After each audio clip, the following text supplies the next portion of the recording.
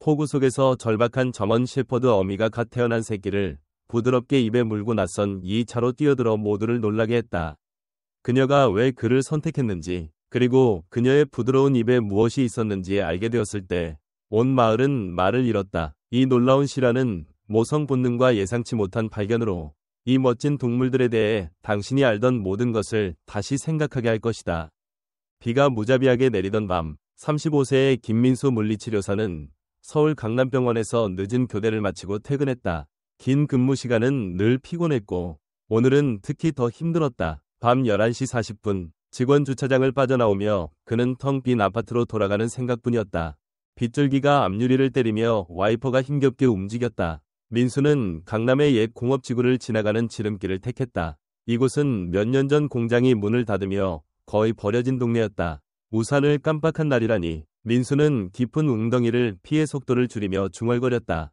헤드라이트가 텅 빈 부지를 비추자 뭔가 움직이는 것이 눈에 들어왔다. 민수는 엑셀에서 발을 떼고 비에 젖은 창문 너머를 응시했다. 무너진 콘크리트 장벽에 큰 개가 웅크리고 있었다.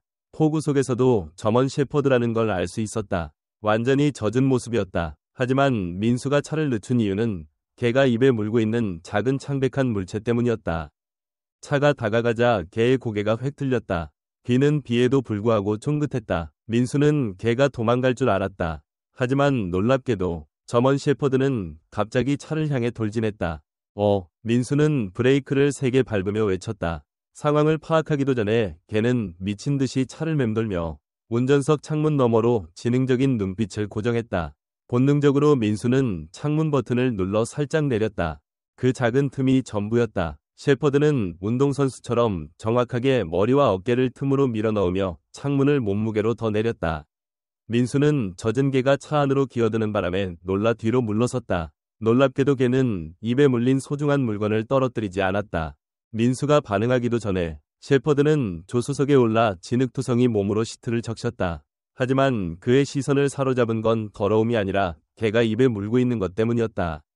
조심스럽게 입에 물린 건 눈이 아직 안 떠진 갓 태어난 새끼였다. 희박한 털 사이로 분홍빛 피부가 보였다. 어미개는 새끼를 조수석에 조심스럽게 내려놓고 민수를 바라보았다.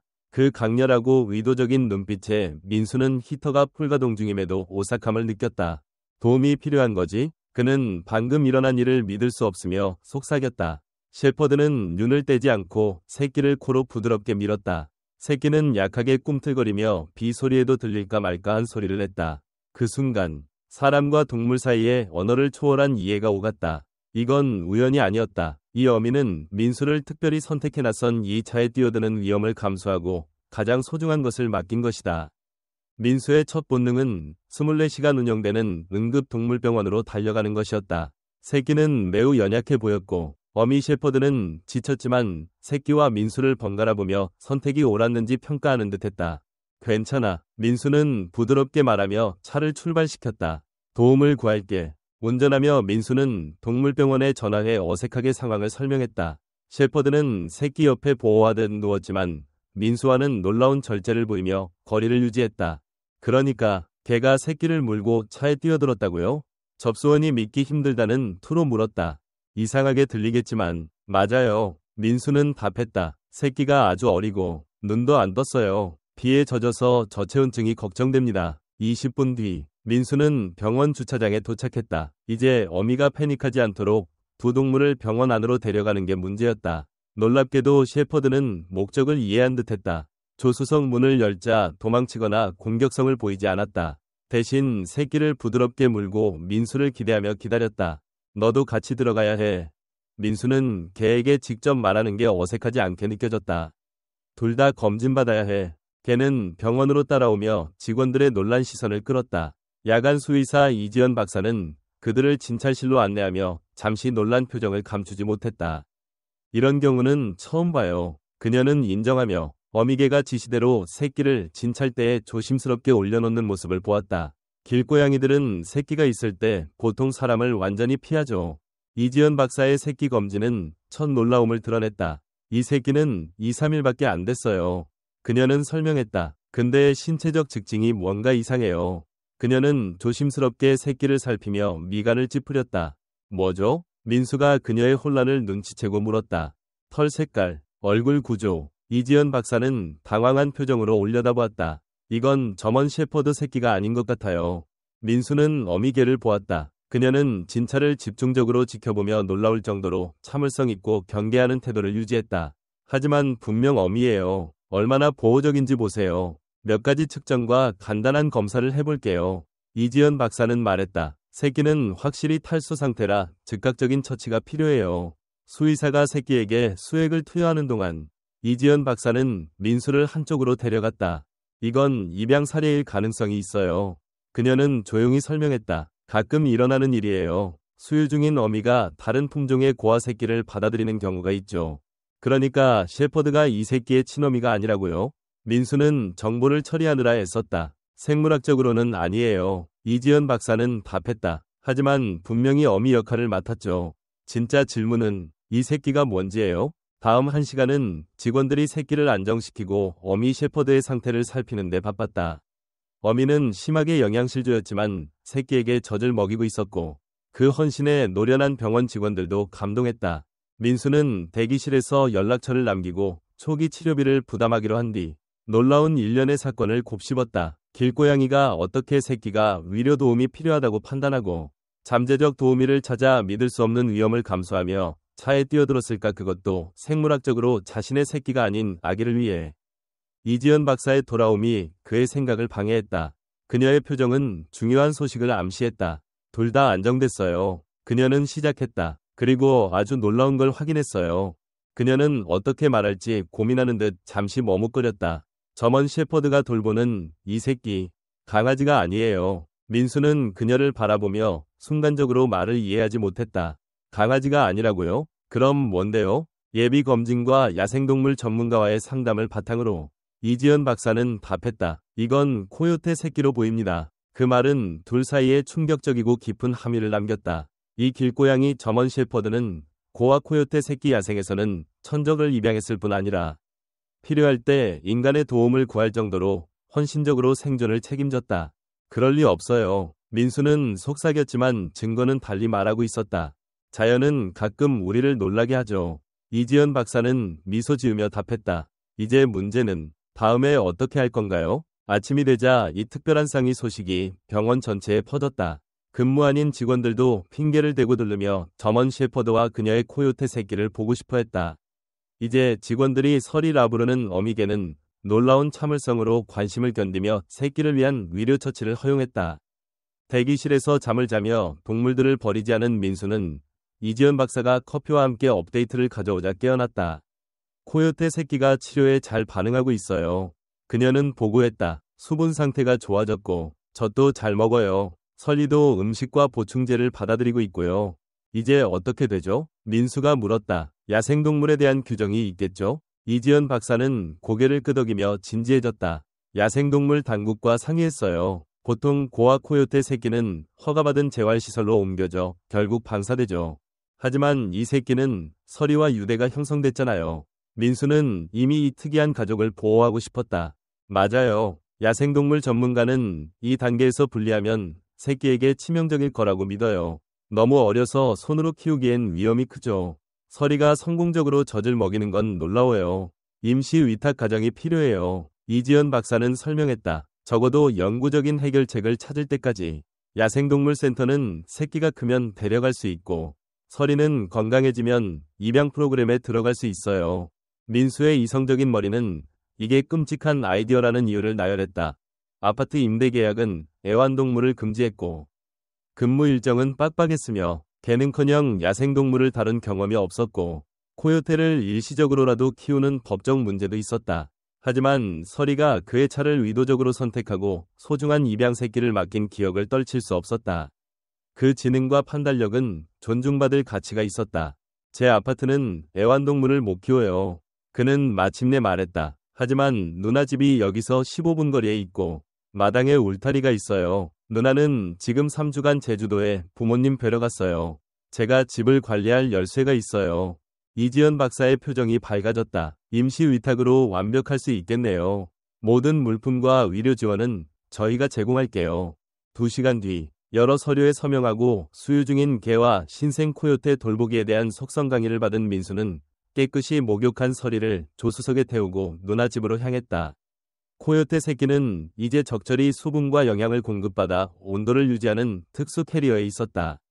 내가 미쳤나봐. 민수는 길거리에서 지냈을 서리가 차 안에서 놀라운 침착함을 보이는 모습을 보며 중얼거렸다. 차여행과 인간 접촉에 적응하는 그녀의 능력은 놀라웠다. 누나의 소박한 한옥은 완벽한 임시 해결책이었다. 안전한 마당, 이지연 박사가 제공한 특수 침구를 설치할 수 있는 지붕 있는 테라스, 이웃들의 즉각적인 질문이 없을 프라이버시, 서리와 새끼를 새 공간에 정착시키며 민수는 셰퍼드의 상황 이해 능력에 놀랐다. 그녀는 공간을 체계적으로 점검하며 안전성을 평가한 뒤 새끼를 부드러운 침구에 놓았다.